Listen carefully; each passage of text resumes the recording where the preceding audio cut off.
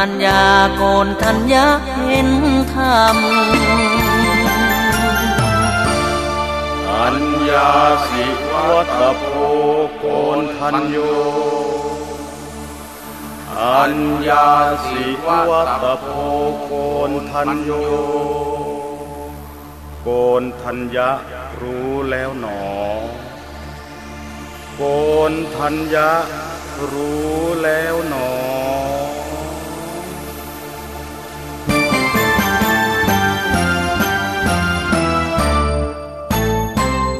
เอหิภิกขุบรรลุวัตถุประสงค์ประธานบวชด้วยพระองค์จึงเป็นพระสงฆ์รูปแรกเลิศล้ำพระรัตนตรัยแก้วสามประการปรากฏงดงามเข้าถึงไตรรัตน์ทั้งสามพระพุทธพระธรรมพระสงฆ์ทรงศีลพุทธังสรณังคัจฉามิธัมมังสรณังคัจฉามิสังฆังสรณังคัจฉามิ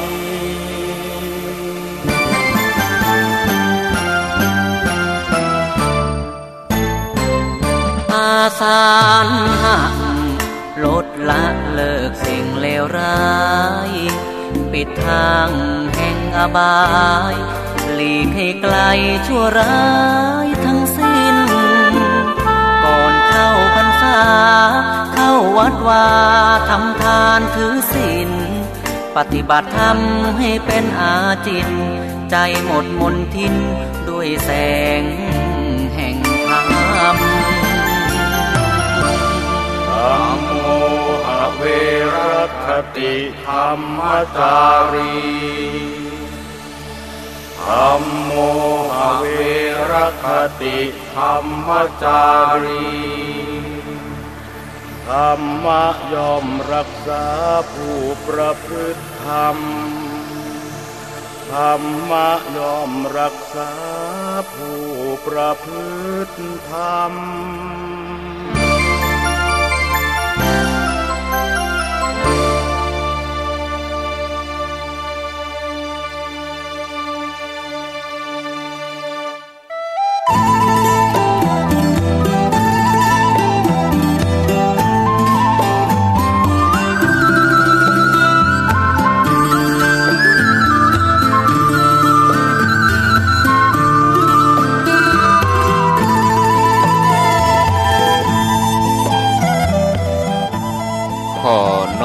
น้อม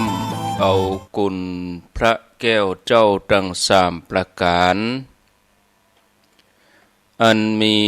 พระพุทธพระธรรมพระสงฆ์กุณพ่อกุณแม่กุณครูบาอาจารย์กุณศีลธรรมกรรมฐานจงมาปกห่มรักษาครูบาอาจารย์พระเจ้าพระสงฆ์ทุกรูปพระสงฆ์ทุกรูปทุกตนทุกองค์บ่ว่าจะเป็นหลวงป่อหลวงลุงตุปี่ตุน้องเปื้อนสหธรรมพระสงฆ์ทั้งหลายที่ท่านมีอายุพรรษามีการศึกษามีภูมิธรรมที่สูง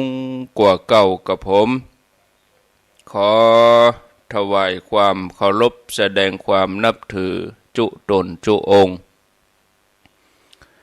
ขอความสุขความเจริญจงได้บังเกิดแก่ญาติโยมท่านสาธุชนคนดีผู้สนใจใฝ่ในธรรมทุกท่านได้เวลาแล้วเนอได้เวลาแล้วถึงเวลาแล้วได้เวลาสำหรับการรับฟังธรรมะอันเป็นสาระประโยชน์ต่างด้านพระพุทธศาสนา น้ำธรรมคำสอนขององค์สมเด็จพระชินวรสัมมาสัมพุทธเจ้าได้มาปะมาพบมามาเล่าสู่บรรดาพ่อแม่พี่น้องพ่อออกไม่ออกศรัทธาท่านสาธุชนคนดีทั้งหลายแล้วเสียงก้องเสียงกองเสียงมองต่ำเข้าเสียงตุเจ้าประกาศธรรมมาแล้วเนอมาแล้วไผที่ยังบ่ลุกเตื้อก็เกียมตัวลุกมาได้แล้วเนอหลับลุกเจ้ากินพักดังป่ายหลับลุกควายกินพักดังเก้าลุกเจ้าได้หลายลุกควายได้น้อยหลับลุกเจ้าเป็นเจ้าดังหลายหลับลุกควายป่าเฮอลูกหลานเป็นหนี้เป็นข้าเนอตื่นมาเหียเนอลุกมาเหียเนอ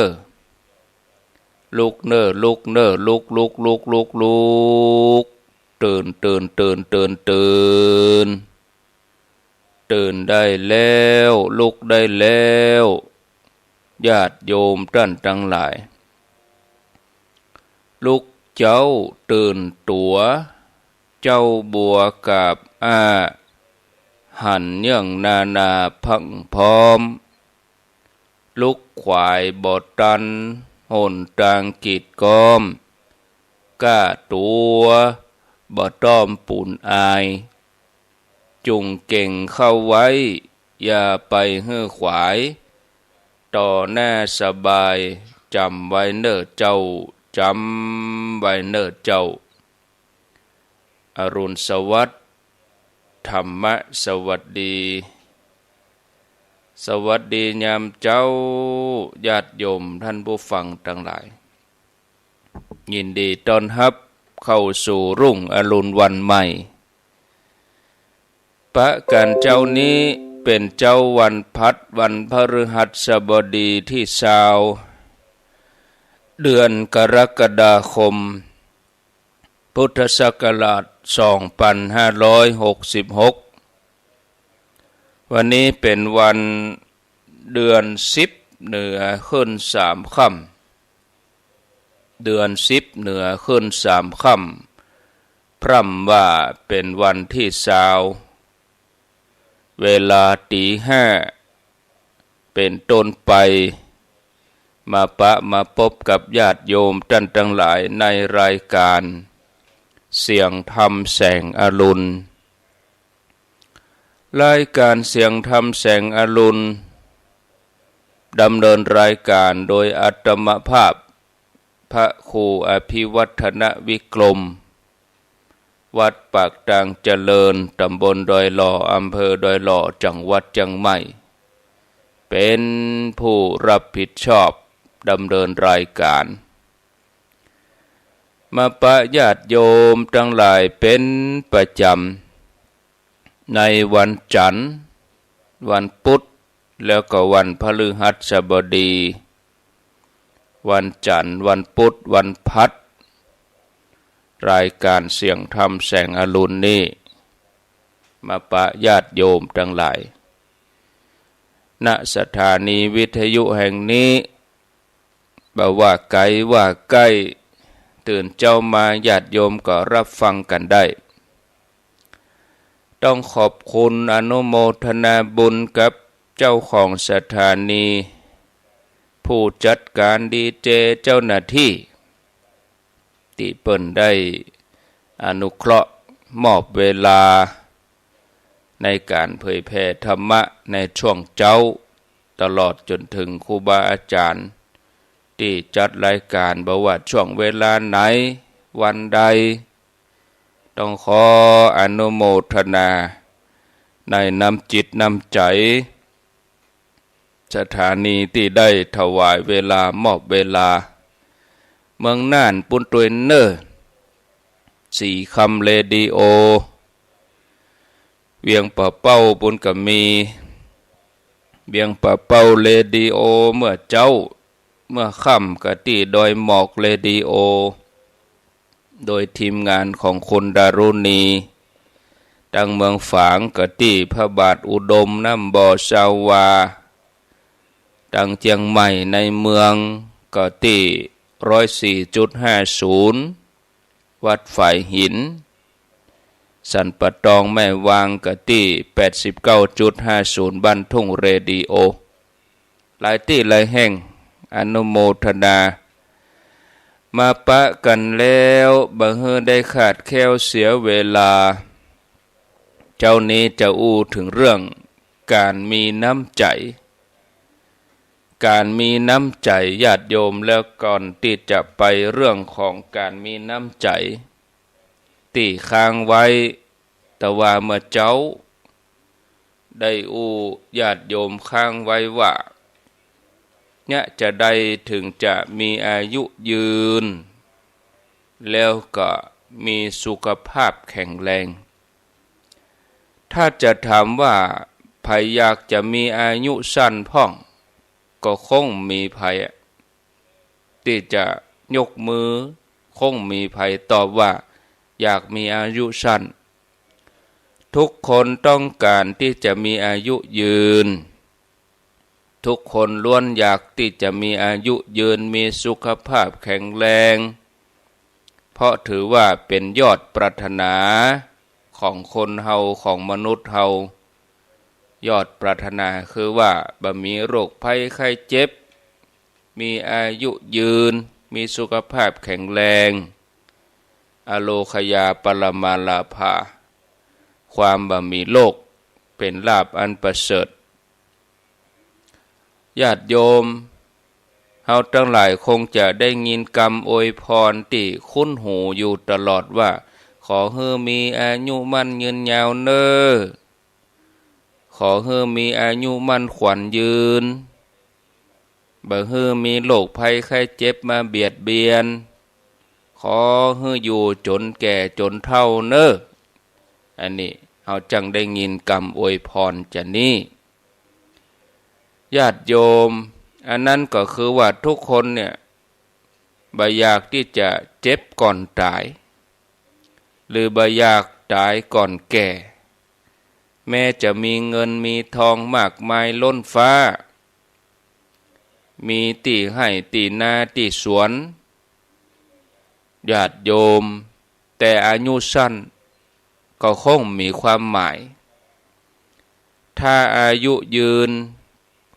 แต่ว่าเต็มไปด้วยโรคภัยไข้เจ็บมาเบียดเบียนก็คงหาความสุขบ่ได้เหมือนกันเพราะโรคภัยไข้เจ็บนี่มันแบ่งส่วนแบ่งกำลังต้องไปใส่ใจต้องแบ่งไปส่วนนั้นทั้งเงินทองก็ดีทั้งคนดูแลก็ดีหลายๆอย่างมันถูกดึงไปต้องไปจัดสรรต้องไปบริการต้องไปใส่ใจในเรื่องโรคภัยไข้เจ็บมันดึงเอาความใส่ใจหลายๆอย่างชีวิตก็บ่มีความสุขบางคนเมื่อล้มป่วยลงเงินทองที่สะสมมาตลอดชีวิตก็ยังพอที่จะรักษาฉะนั้นการมีอายุยืน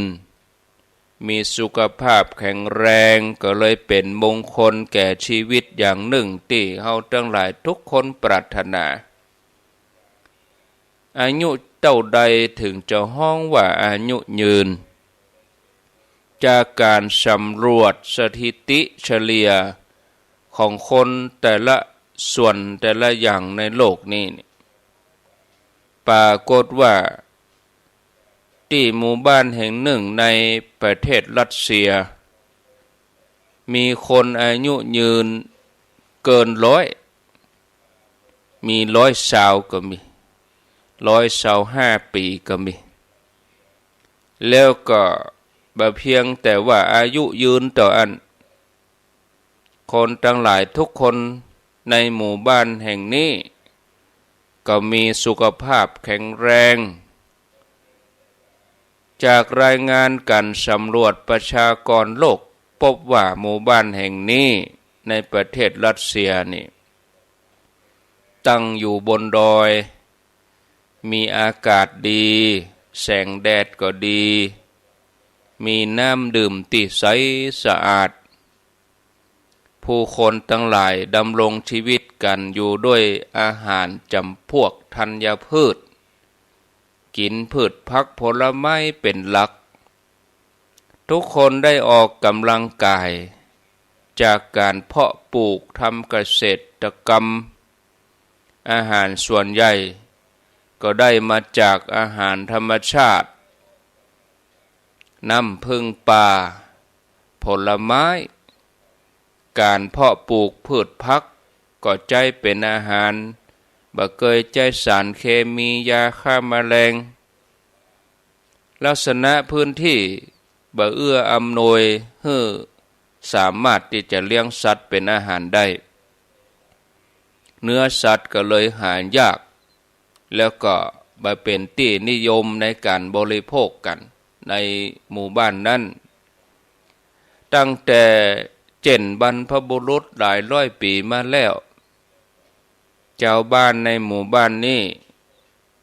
จะรู้สึกโศกเศร้าเสียใจนักที่สุดถ้าว่ามีคนเสียชีวิตขณะที่อายุเพียง90อายุเพียง80เขาต่างก็อู้กันว่าโอ้ยังมาตายหนุ่มตายน้อยตายเพียงอายุ80-90นี่ญาติโยมแล้วก็ที่เมืองฮันซาตั้งเหนือของประเทศอินเดียแล้วก็ปากีสถานเจ้าเมืองนี้รับประทานอาหารมังสวิรัติแล้วก็บ่กินเนื้อสัตว์สืบต่อกันมาเป็นพันปีแต่ความเป็นอยู่ของเขานี่การเพาะปลูกของเขานี่ได้รับผลกระทบจากมลภาวะของสิ่งแวดล้อมแบบชุมชนเมืองมีวิวัฒนาการสมัยใหม่ใจสารเคมีใจปุ๋ยเคมีใจยาฆ่าแมลงในการทำเกษตรกรรมพบว่าโดยเฉลี่ยของคนเมืองนี้อยู่ได้บ่ถึง100 ปีแต่คณะสำรวจเปิ้นก็เดินทางไปถึงแถบขั้วโลกเหนืออันเป็นที่อยู่ของหมู่บรรดาชนเผ่าเอสกิโมก็ประหลาดใจเหมือนกันชนเผ่าเอสกิโมอยู่แถบขั้วโลกเหนือนักสำรวจก็พบว่าทุกคนอายุบ่ถึง40 ปีก็มีร่างกายทรุดโทรมมีโรคต่างๆร่างกายแข็งแกร่งสุขภาพบ่แข็งแรงอายุเฉลี่ยของคนในหมู่บ้านนั้นประมาณ27 ปีเท่าอันคณะสำรวจพบว่าภูมิประเทศที่เจ้าเอสกิโมอยู่นั้นเป็นแถบขั้วโลกเหนือเป็นน้ำแข็งหมดเลยมีอากาศหนาวจัดอุณหภูมิติดลบพืชพักทุกอย่างบ่สามารถเพาะปลูกขึ้นได้เจ้าเอสกิโมก็จะต้องดำเนินชีวิตด้วยการล่าสัตว์แล้วก็มีอาหารที่เป็นเนื้อสัตว์เป็นหลักมารับประทานมากินตลอดจนถึงเครื่องมือเครื่องใช้ทุกประเภทล้วนได้มาจากสัตว์เอากระดูกสัตว์มาแปลงมีดเอากระดูกสัตว์มาแปลงอาวุธนะแล้วก็เอาหนังสัตว์มาแปลงเสื้อแปลงผ้ามาแปลงผ้าห่มนี่ล้วนได้มาจากสัตว์ผิวหนังร่างกายบ่มีโอกาสได้รับแสงแดดเลยคนเอเชีย หมายถึงคนแถบเอเชียเฮารวมถึงเมืองไทยเฮาตัวเนี่ยอายุอยู่ระหว่าง50-60 ปีญาติโยมเฮาลองมาพอสถิติข้อมูลของคนเอเชียก็พบว่าอายุเฉลี่ยอยู่ระหว่าง50-60 ปีส่วนใหญ่เมื่อถึงอายุ40ขึ้นไปบอกว่าปอดใจบอกว่าแม่ยิ่งก็จะเริ่มมีโรคภัยไข้เจ็บ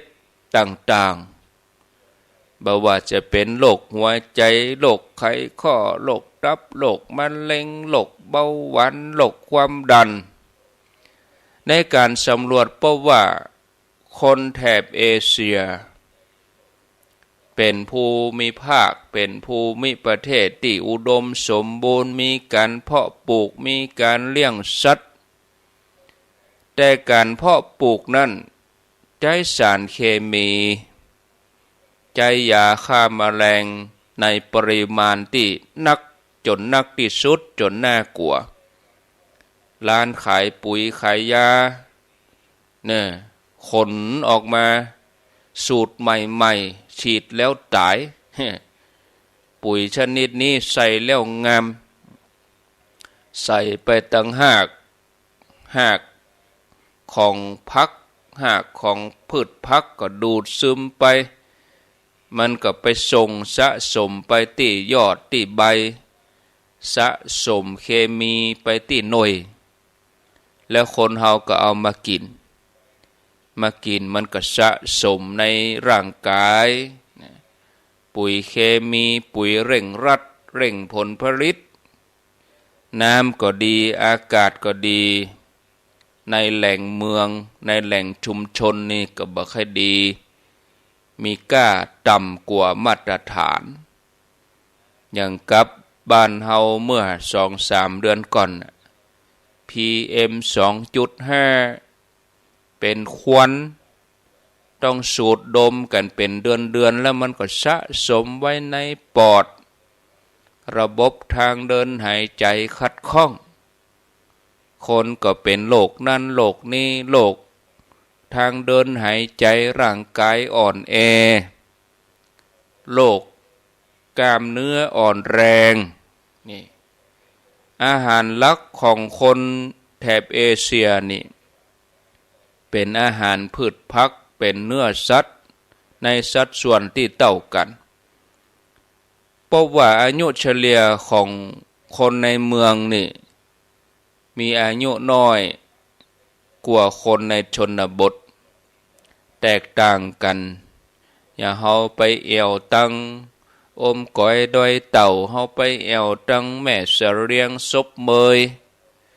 คนเฒ่าอายุเท่าใดแม่อุ้ย80ปลายปุ่นเตียวไปดอยน่ะแบกเปะแบกช้าเข้าป่าสบายไปปอก็ยังอุ้มลูกอุ้มหลานได้อยู่แข็งแรงน้องป้อมเนี่ยพอเปิ่นเตียวตึงวันออกกำลังตึงวันจะมานั่งคุยนั่งญาติโทรศัพท์อย่างตั้งเฮานี่กับใครมีของเฮานี่ก็บ่ได้ออกกำลังจะเป็นง่อยนะญาติโยมอยู่แต่ในบ้านบ่ได้ออกกำลังเมื่อมีสื่อใหม่ๆมันก็ดึงใจเฮาอยู่ที่หั่นเหียญาติโยมนี่อาหารหลักของประชากรนี่มีพืชผักมีเนื้อสัตว์อายุเฉลี่ยของคนในเมืองก็เลยน้อยอาหารของคนในชนบทส่วนใหญ่ก็เน้นพืชผักมีการบริโภคเนื้อสัตว์น้อยพืชผักที่เอามากินนี่ก็ทำเองปลูกเองเนี่ยญาติโยมตามหลักโภชนาการนี่บางทียุคเดี๋ยวนี้เอาเป็นยุคซื้อกินสุกยุคจูงง่าย ผักแกงแค่เฮาก็ไปซื้อเอาทั้งติในบ้านเฮานี่ปลูกได้เนี่ยผักแคบผักละเป็นตุนเป็นพริกแต้เป็นข่าเป็นจักไข่เนี่ยเฮาปลูกได้แต่บัดเดี๋ยวนี้เฮาจูงง่ายแล้วเฮาบ่ฮู้ว่าแหล่งที่มานั่นน่ะเป็นอย่างใดก็เลยเป็นโรคขาดสารอาหารป่วยเป็นมะเร็งกันนักจากตัวอย่างที่ว่ามานี่ทำให้ทุกคนสงสัยว่าโอ้เป็นอย่างใดนี่เมินไปวิวัฒนาการของโลกเจริญก้าวหน้าเทคโนโลยีทันสมัยแต่เป็นจะใดคนเฮานี่กับทดถอยอันยังเป็นสาเหตุที่ทำให้คนเฮารุ่นใหม่อันยังเป็นสาเหตุที่ทำให้อายุของคนในแต่ละถิ่นแต่ละที่เนี่ยบัดเท่ากันเนี่ยมีสุขภาพดีมีสุขภาพบดีต่างกันเนี่ยจะได้ถึงจะมีอายุยืนยาวเนี่ยจะได้ถึงจะมีสุขภาพแข็งแรงท่านผู้ฟังญาติโยมสิ่งมีชีวิตบนโลกทุกประเภทมีอายุที่แน่นอนอย่างกระต่ายนี่มีอายุเฉลี่ยก็เพียงแค่5 ปี7 ปีหมาแมว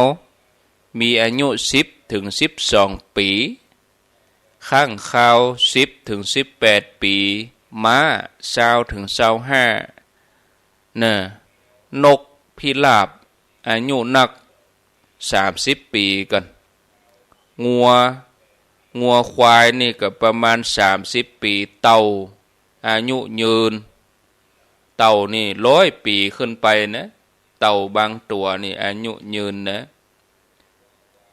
แต่อายุที่แน่นอนของมนุษย์เฮานี่หาข้อสรุปบ่ได้ผู้เชี่ยวชาญจากทุกสาขาเปิ่นมาประชุมศึกษากันทุกแง่ทุกมุมโดยละเอียด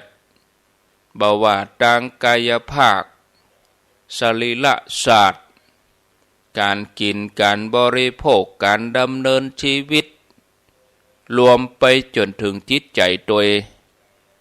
เปิ่นก็มาวิเคราะห์มาวิจัยเพื่อหาคำตอบในเรื่องอายุสุขภาพของมนุษย์เฮาแล้วเปิ่นก็ได้ข้อมูลรวบรวมจากการศึกษาค้นคว้าตลอดระยะเวลาเป็น10 ปีผู้เชี่ยวชาญเหล่านี้ก็ได้ข้อสรุปเกี่ยวกับอายุสุขภาพของคนเฮาว่าโดยวิธีการคำนวณอายุเสื่อมสลายของจำนวนเซลล์ทั้งหมดในร่างกายคนเฮาเนี่ยโดยวิวัฒนาการที่ทันสมัยเปิ้นก็ยืนยันว่าอายุที่แท้จริงของคนเฮาตามธรรมชาติ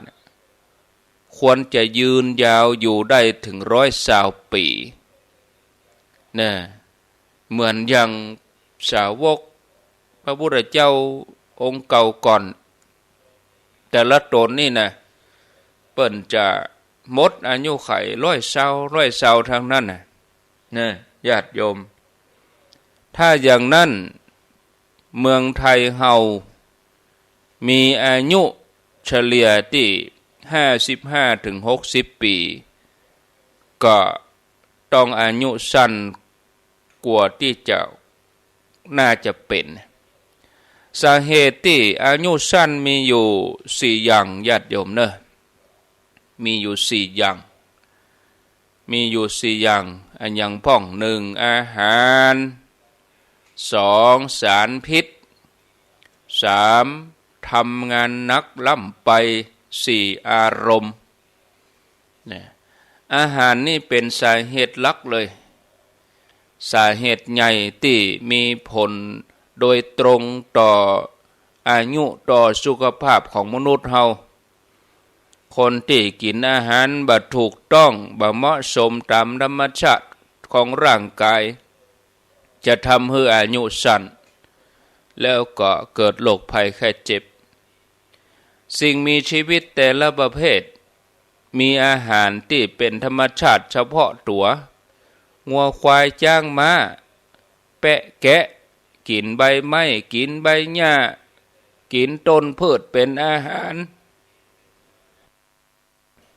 สิงโตเสือหมีจระเข้สัตว์ประเภทนี้ก็กินเนื้อสัตว์เป็นอาหารนกบรรดานกต่างๆก็กินนอนกินแมลงกินเมล็ดพันธุ์พืชเป็นอาหารผึ้งก็ดีแมงน้อยๆกินน้ำหวานอย่างมดอย่างแมงแม่ผึ้งแมงผู้กินน้ำหวานจากเกสรดอกไม้เป็นอาหารเขาจะหันว่าสิ่งมีชีวิตแต่ละประเภทนี้ดำรงชีวิตอยู่ได้ด้วยอาหารที่เหมาะสมกับธรรมชาติของตัวเก่าบ่มีการสลับสับเปลี่ยนงัวควายบ่ยอมกินจิ้นนะเสือสิงโตก็บ่กินหญ้า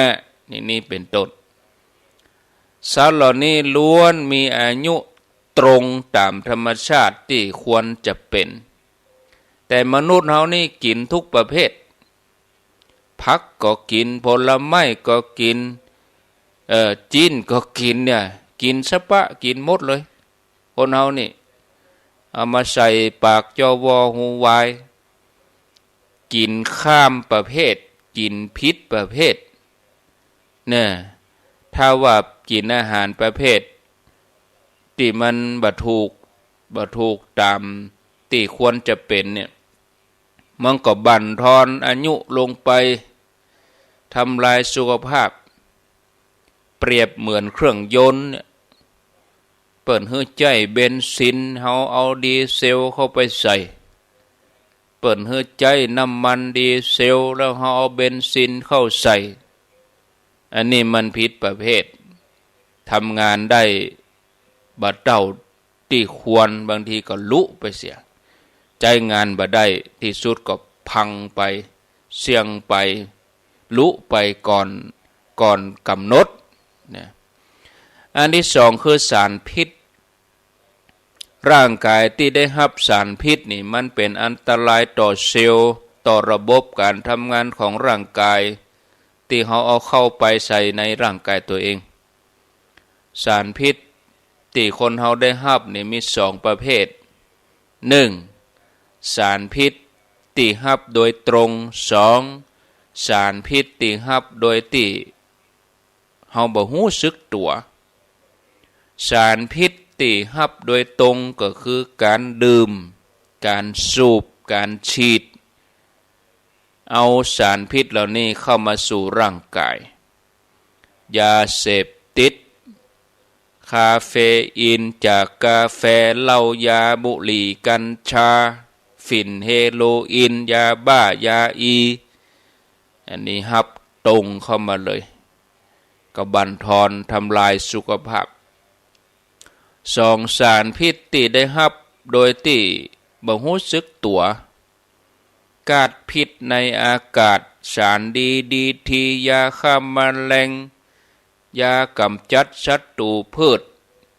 ยาปฏิชีวนะยาติขายตามท้องตลาดสารเคมีต่างๆมันก็มาปนอยู่ในอาหารสำเร็จรูปนี่ญาติโยมเนี่ยอันยังที่อายุยืนเฮากินไปแล้วเนี่ยจะทำให้เฮาอายุสั้นอันยังที่อายุสั้นเฮากินไปทำให้เฮาอายุยืนเป็นจะใดอาหารที่อายุยืนก็ได้แก่อาหารที่ใช้สารเคมีสารกันบูดสารถนอมอาหารอันยังก็จังที่อายุยืนประเภทมักดอง อาหารประเภทที่ทำกระป๋องมีอายุยืนอาหารประเภทนี้เมื่อเขากินมันเมื่อเขากินบ่อยๆก็บั่นทอนอายุทำลายสุขภาพ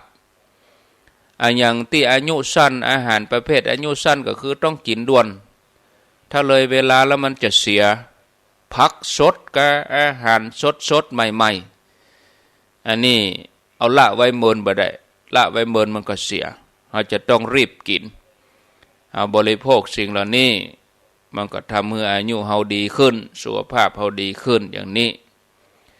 ถึงแม้มนุษย์เราจะกินอาหารถูกต้องตามธรรมชาติของตัวเก่าก็ตามแต่มีโอกาสได้รับสารพิษเข้าไปเป็นประจำก็สามารถทำให้สุขภาพเสื่อมโทรมอายุสั้นเปรียบกับเครื่องยนต์ถึงจะใช้น้ำมันถูกตามประเภทรถเบนซินก็ใช้น้ำมันเบนซินรถดีเซลก็ใช้น้ำมันดีเซลถูกตามประเภทแต่มันมีสิ่งปลอมปนมีหินมีทรายเข้าไปผสมไปอยู่หั่นตัวน้ำมันมีน้ำเข้าไปใส่ไปผสมเครื่องยนต์ก็จะต้องพังไปในที่สุดเปิ้นก็เลยมีหม้อกรองดีเซลกรองน้ำมันก่อนจะเข้าไปเลี้ยงหัวเครื่องตัวกรองของเฮานี่ถ้าเป็นคนก็คือตัวไตตับหมดเนี่ยตับนี่ผลิตน้ำดีถ้าว่าเฮากินอย่างบดีไปทำลายตับมันก็ผลิตน้ำบดีออกมานี่นะญาติโยมตับปอดกาไตกานี่ไตก็เหมือนกับ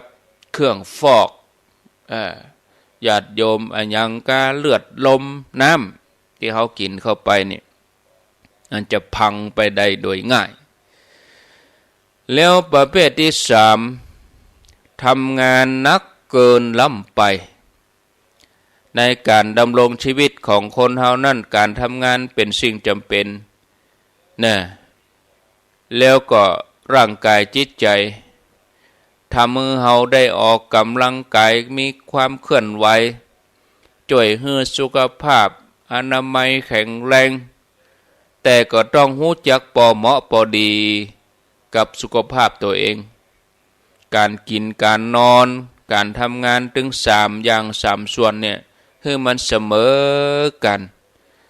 นักไปตั้งนอนล้ำก็บ่ดีนักไปตั้งงานล้ำก็บ่ดีเนี่ยนักไปตั้งเรื่องการทำงานเวลาพักผ่อนบ่มีมันก็บ่สมดุลกันเนี่ยคนที่กินนักคนที่นอนนักแต่ทำงานน้อยเนี่ย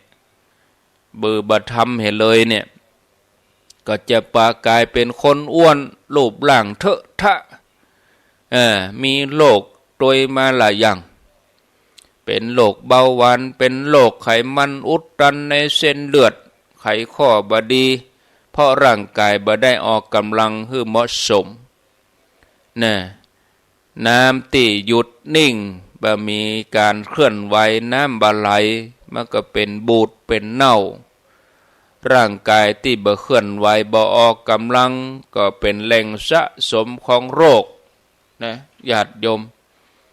คนที่กินนักทำงานนักแต่พักผ่อนน้อยก็จบพบว่าคนประเภทนี้เนี่ยจะเป็นคนที่มีอารมณ์ฉุนเฉียวขี้เกียจขี้โคตรมีโรคส่วนตัวสูงเป็นคนตึงเครียดวิตกกังวลความดันสูงเอาไปเอามาจะกลายเป็นโรคประสาทแล้วก็เป็นโรคซึมเศร้าในที่สุดส่วนคนที่ทำงานนักพักผ่อนนักแต่กินอาหารบดีทำงานนักล้ำกินข้าวก็บ่ตรงเวลากินข้าวก็บ่สมบูรณ์อาหารเข้าในร่างกายต้องการอาหารก็เอากินเข้าไปบ่นักกินน้อยอันนี้บ่ถูกต้องประเภทนี้จะมีใบหน้าหมองคล้ พอแล้วเหมือนคนอิดโรยมีความเบิกบานเป็นโรคขาดสารอาหารผอมแห้งแรงน้อยสุขภาพอ่อนแอหน้าตาผิวพรรณก็สูบสิทธิ์นะฉะนั้นถึงแม้อาหารการกินนี่จะถูกต้องบ่เสพสิ่งเสพติดห่างไกลสารพิษแต่ทำงานหนักเกินหักโหมเกินบ่ฮู้จักความพอดีถ้าเปรียบกับเครื่องยนต์ที่ดีพร้อมทุกอย่างแต่ใจงานเกินกำลังอายุของเครื่องยนต์นั่นก็สั้นในที่สุดก็พังประการสุดท้ายอันที่สี่นี่สำคัญคืออารมณ์คนที่มีอารมณ์ตึงเครียดเป็นเจ้าโทสะขี้เกียจขี้โคตรจิตใจบดีกึดแต่ดังลบกึดแต่เรื่องต่ำกึดแต่เรื่องเลวร้ายมีจิตผูกโกรธอาฆาตพยาบาทอิจฉาริษยาหวาดวิตกอยู่เสมออารมณ์เหล่านี้ทำให้ระบบการทำงานของร่างกายผิดปกติคนที่มีความเครียดนักจะมีกรดในกระเพาะอาหารแล้วก็กรดในกระเพาะอาหารหลั่งออกมานักเข้าคนเหล่านี้จะป่วยเป็นโรคกระเพาะเป็นแผลเมื่อเกิดในกระเพาะอาหารโรคที่ตวยมาก็คือเป็นโรคประสาทโรคสติวิปลาสโรควิกลจริตร่างกายจิตใจนี่มีความสัมพันธ์กันอย่างที่มีคำกล่าวว่าสะอาดกายเจริญวัยสะอาดใจเจริญสุขสะอาดกายเจริญวัยสะอาดใจเจริญสุขจิตใจแล้วก็อารมณ์นี่เป็นเรื่องสำคัญที่สุดจะละเลยบ่ได้แม้ท่านจะรับประทานอาหารดีถูกต้องบ่เสพของมึนเมาบ่หักโหมร่างกายทำงานนักลำไปแต่เป็นคนที่มีจิตใจบ่ดีอารมณ์เคร่งเครียดหน้าตาบูดเบี้ยวบึ้งตึงตลอดก็มีสิทธิ์อายุสั้นเหมือนกันนะถ้าร่างกายเปรียบเหมือนรถจิตใจก็เหมือนคนขับรถจะดีราคาแปลงวิเศษอย่างใดแต่ถ้าคนขับขาดสติมีความหุนหันพลันแล่นเอาแต่อารมณ์ขับรถ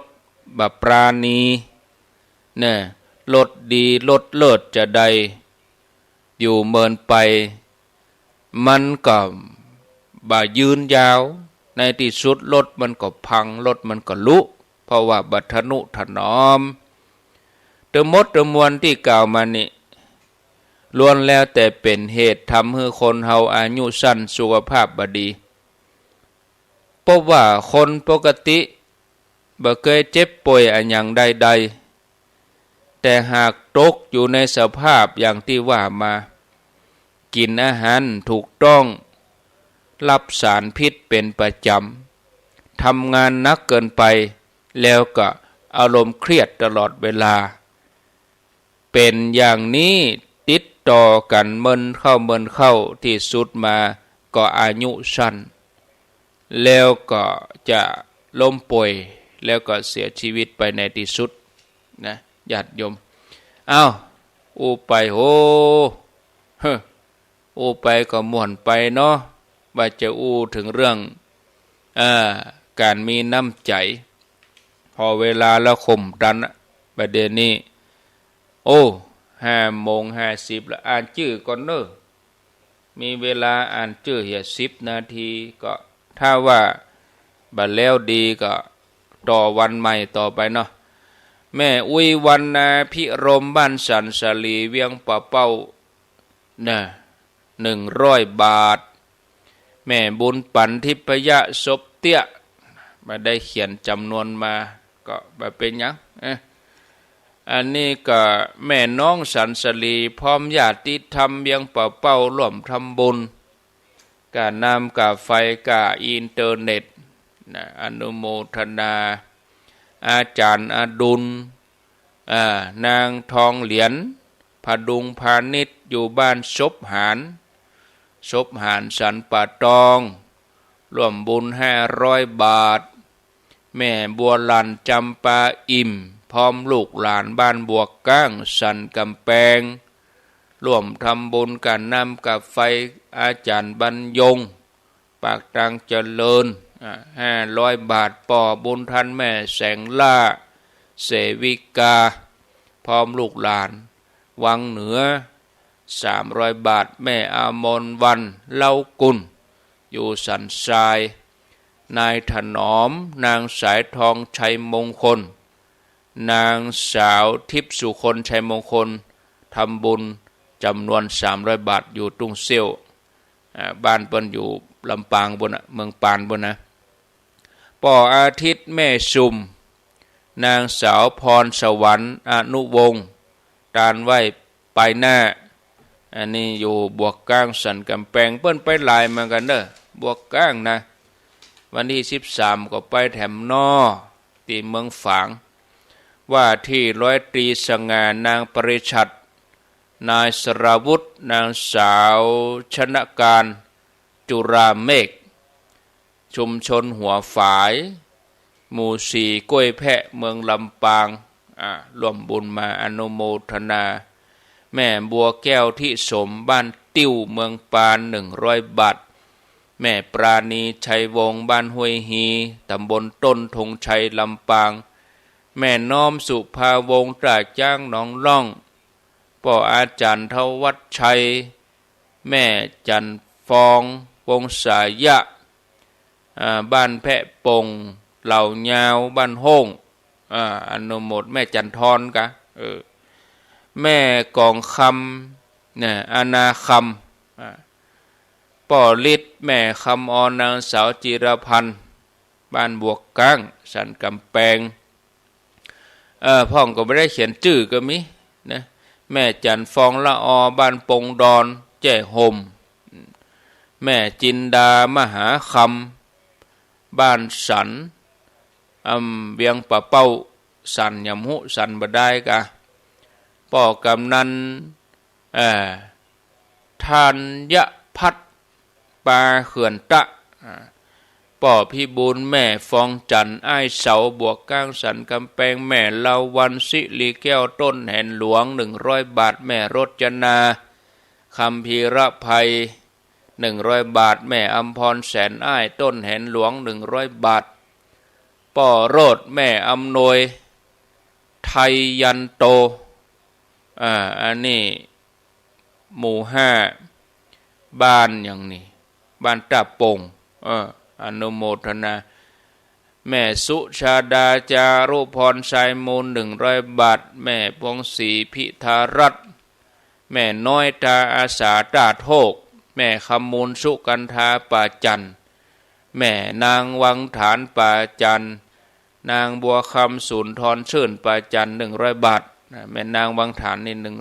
100นายจำรัดโพธิเรือนนางสาวรัตกวินโพธิเรือนบ้านกลางวังเหนืออย่างนี้หลักโอ้อ่านบ่ออกเด้อมาอ่านละขอโทษแม่จันยลักษณ์วางที่บ้านกวางวังเหนือนายรอนางก้อยน้องละลินนายมนนางเล็กนางสาวสะมนนางสาวจันสวยบุญนำมาบ้านนากวมใต้ครอบครัวทองดีกันจุยะแม่จันฟองโพธิเรือนบ้านน้ำต้น200 บาทพร้อมลูกหลานแม่สมบูรณ์วงตาบ้านน้ำต้นบ้านกาดแม่นางดวงสุวรรณ100 บาทแม่สุทัศน์ดีมูลบ้านแสนพรมแม่กิมทองเมธาวนิชบ้านหัวเวียงป่าเป้าและร่วมทำบุญมาอนุโมทนานายสุเวศนางพรศิริกันทวงศ์บ้านหัวเวียง100 บาทป่อธรรมแม่บุญศรีริยะบ้านแม่กุ้งแม่กุ้งบกสันปะตอง แม่ครูเพลินพิษที่พึกบ้านเป็นดับปูนอนุโมทนาเสียงเอาไว้วันใหม่เหลือนี่แหมเกิงเนาะเอาปอนเหี่ยก่อนเด้อเอาปอนเหี่ยก่อนสัพปิติโยวิวัชชันตุสัพพะโลโกวินัสสันตุมาเตภวัตวันตรายโยสุขีทีคายุโกภวะอภิวาทานะสิริสะนิจจังวุธาปจายโน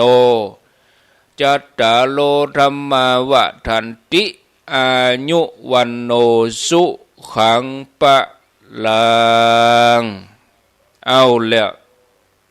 เหลือเวลานี้แถมน้อย 4-5 นาทีกับวันที่22วันฮือนี่งานประชุมเพลิงศพพระครูสังฆรักษ์สมบัติอภิรัมมณีโยอดีตเจ้าวาดวัดเหล่ายาวใต้ตำบลเหล่ายาวอำเภอบ้านโฮงจังหวัดลำพูนเนอในวันเสาร์ที่22เปิ้นจะประชุมเพลิงศพที่เมนชั่วคราวเหล่ายาวใต้วันที่23นี่ตั้งคณะสงฆ์จังหวัดเชียงใหม่ร่วมกับอบจ.องค์การบริหารส่วนจังหวัดเชียงใหม่เปิ้นจะอบรมมัคคณายกอบรมผู้นำศาสนาพิธีอบรมปู่จานที่วัดดอยสัพพัญญูแม่วางวันที่23วันที่24ก็ที่วัดพระธาตุสีจอมทอง